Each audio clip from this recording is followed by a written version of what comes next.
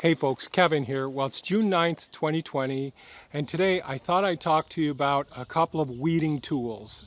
Tools that I find to be very, very handy and helpful on the farm.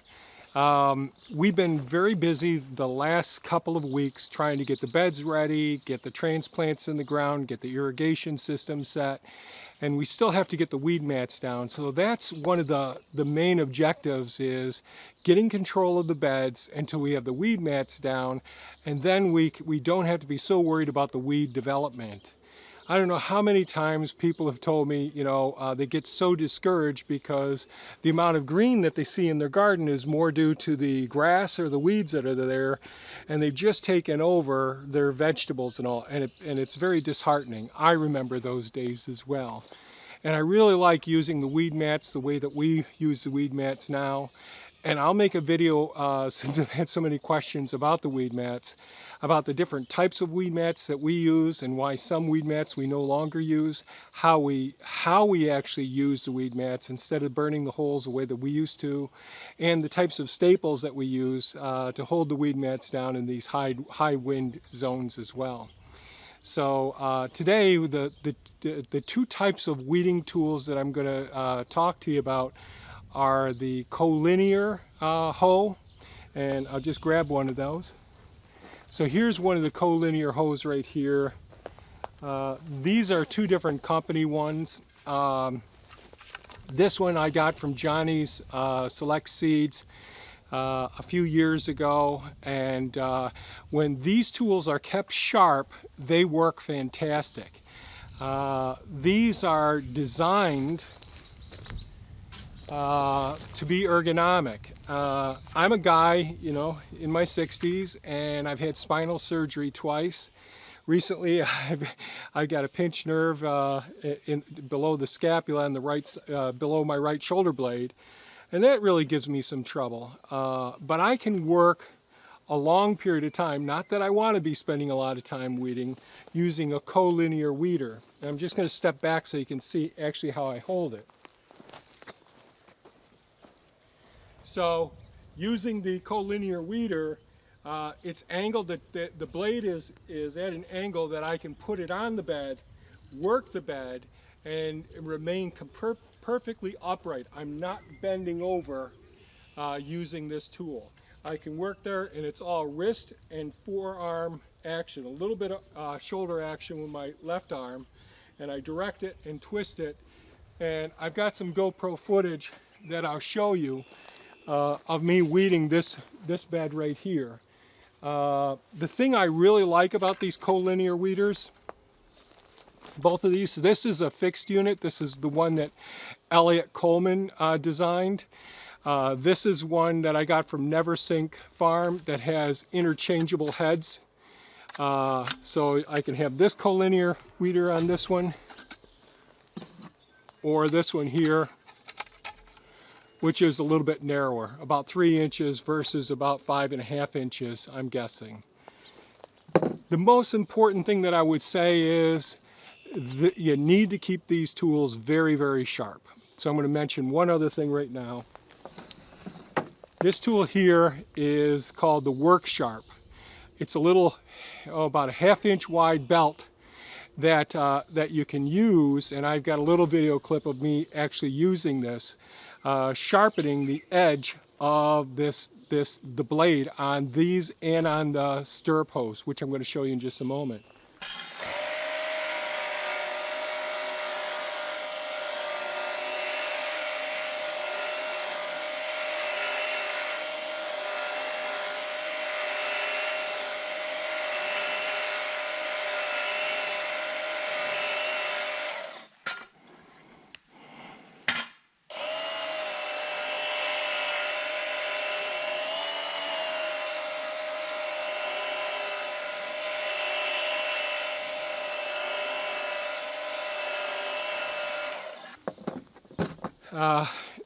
I'm not, the handles, it's so important that the handle feel pretty good. I'm 6'2". The handle here is about the right diameter for my hands, It's got to be a nice long handle for the collinear one, so you stand up straight and you're actually working with this right at chest level with your limbs.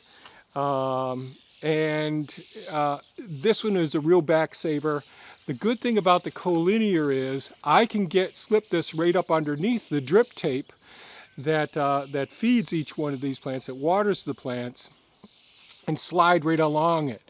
I'll come up against one of the staples that hold the drip tape in place, and I'll just feel the little click of it. I'll work to the other side of it, grab it, and pull it out. So this is more of a delicate thing. And remember, when you're weeding, it's really important to weed on a day that's going to be hot and dry and sunny. Because all you're doing when you have these small weed seedlings that are just a couple inches broken from the ground, you're just disrupting them so that you're pulling the roots up from the soil surface.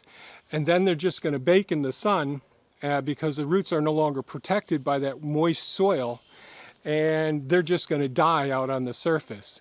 The goal is not to disturb a lot of soil. Now I have with this one here, because that soil is going to have a lot of weed seeds in it as well. And if you're just disrupting the surface of the soil, then that's okay, because you're not going to bring too many more weed seeds to the surface and have to reweed again.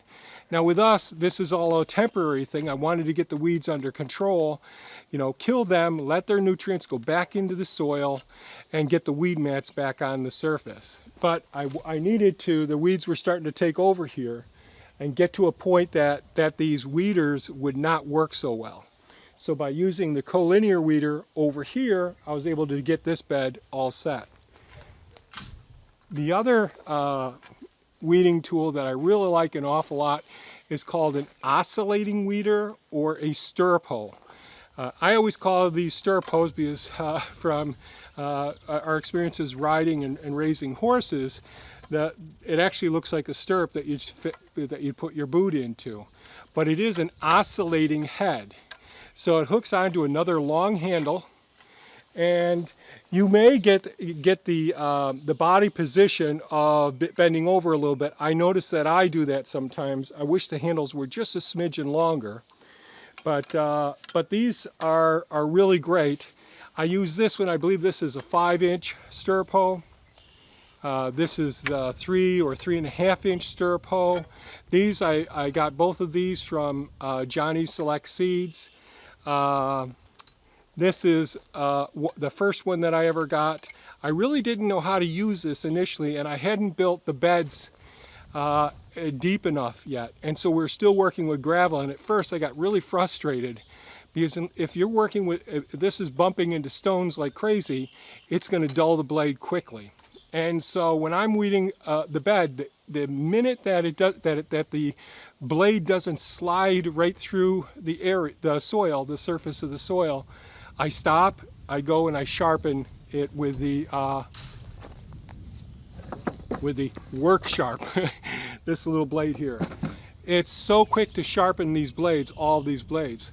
Now one thing that I would say that you can actually make a stirrup hoe pretty easy, or an oscillating hoe, but I like the longer handles. The longer the handle, the better if you're tall. This might be fine for my wife. She's 5'9", but these ones work better for me because I can stand upright a little bit more. The handles on the Never Sink farm isn't coated well, but I wear gloves, so it works well. So the wood should be treated. The rest of these all were treated pretty well. I don't know that you have to spend a whole lot of money on them. I'll put a couple of links in the description below to some Amazon ones. Otherwise, you can go to Never Sink Farm or go to Johnny's Select Seeds and pick out these ones. These are all really good, but that belt sharpener, that is really a handy tool for sharpening all of your tools. There's adapters that go on this that came with it with 3 different belts, fine, medium, and coarse sanders. And those belts work extremely well, and the tool, so you can adjust it so that you can sharpen your serrated knives, your axe handles, your shovels, whatever it is. I pretty much use it for all my garden tools, and it works extremely well. and it's quick. So I'm back out in, you know, it can't take me a minute and a half to sharpen these. It really goes pretty darn quickly. And so there's some GoPro footage with me on my helmet cam going and doing the central garden as well. The other tool that I use for weeding the paths, because we have nice wide paths, is using the tilther. And I've made some videos on the tilther. If people need more information on the tilther, I'd be happy. Just leave a comment and I'll make a little more detailed video on the garden tilther. It's just basically a tiny little rototiller powered by a cordless drill. That's the most expensive tool that I'm talking about today. These aren't all that expensive. I just ordered another oscillating or stirrup hoe that actually is a short handle one. And the reason that I ordered a short handle one is for our strawberry beds, which are the handicap beds that have they're made out of block walls. And so we can stand there and use a short handle one to eliminate a lot of the weed seeds that have the weeds that have shot up from the weed seeds that have blown in, to get those beds under control as well, and for our rain gutters. So if you've got beds that are really raised up, a short handle oscillating hoe or stirrup hoe would work really, really well. As far as design and all, I think that these are really sturdy built, the ones made by Johnny Select Seed. If you want to have a tool that you can carry all the different attachments on your belt with a little carabiner, and so these are some of the wire weeders. Now, I haven't fallen in love with these wire weeder attachments for this Never Sink Farm hoe yet. I've only been using this last summer and this spring so far. I really think they have great, you know, their collinear hoe here I think is great. I like the wire weeder that I've shown before from Two Bad Cats, which is an angled wire tips and all. But if you want to have me to go into more detail on the wire weeders, I'd be happy to do that as well. So what'll probably show up next, I don't know how much there is of the video footage that you're going to watch. Some of the GoPro camera shots. Basically what you're doing is looking down from my head perspective and seeing me use the head around each one of these plants. Some plants are more challenging, so your brassicas, like here we have Acer red cabbage here, and over here we have some snowball cauliflower. So as you're aware, these can have the root system in here, and then there'll be almost a right angle, a stem that lays on the ground a little bit, then it'll go vertical again and create the cabbage, just like broccoli can as well, some of these brassicas. So the cabbage may have moved this way because the wind is blowing this way, but the root be over here. So you have to be a little bit careful with when you're using your weeders. And that reminds me of one thing. So this edge on here, I sharpen all the way across. Really, really nice with these collinear weeders. With the stirrup hoes, I've learned, so I can't get underneath the drip tape with the stirrup hoe. This is a powerful tool that really can rip through the surface. If this is sharp, you can cover a lot of ground really, really quickly with this. And you can with the collinear as well. But this is more of a hog, really just getting in there and getting those weeds out quickly. But when you're working around drip tape or delicate plants, one of the things I would caution you, when you sharpen, don't go right to the edge, to the absolute ends, if you're around drip tape. The first one that I sharpened them right to the ends. I sharpened them about a 1/4 of an inch or 1/8 of an inch, 3/16 of an inch from the edge here. If this angle here is nice and sharp, it will slice right through the drip tape and potentially slice right through other plants as well. So I dulled up these edges here and I just sharpened these two edges. You sharpen both edges on an oscillating hoe because it's a push-pull technique, as you'll see in the GoPro footage. So if you have any comments or questions, please leave them in the description, in the comments below. If you found this video of value, please give us a thumbs up, share it with your friends. That helps our channel to grow. I'll put some links to these devices. Again, I don't think you have to spend a lot of money getting the big name brand ones. I think if you have one good stirrup hoe and one good collinear hoe, especially if you're using drip tape, but if you're not using drip tape, you're using overhead, just sharpening your oscillating hoe or your stirrup hoe correctly, like I mentioned, probably will do little damage to other plants or anything else that you'd come up against. And both of these tools work extremely well. And I do have other weeding tools that I enjoy using, but the other day I put on my helmet cam for the stirrup hoe, and today I put on my helmet cam for the collinear hoe as well. Again, it's keep your back in good health. It's not a desirable task. I'm not zen enough to be able to enjoy and meditate during the time of weeding. I'm usually thinking of all the other things that I want to get done, but if I can keep my body healthy and not hurt my back or strain myself doing the weeding, that's good. Remember, always weed. Get those weeds before they go to seed. When you're gonna weed them when it's dry. I turned off the water last night to this bed so that the soil surface would be a little bit crusty, and I'm not watering it until midnight tonight on a timer. I want the sun to bake on all of those little seedling fresh shoots to actually desiccate, dry right out and die. So that's it. So enjoy the rest of the video. Thanks so much for watching and have a great day. Bye-bye now.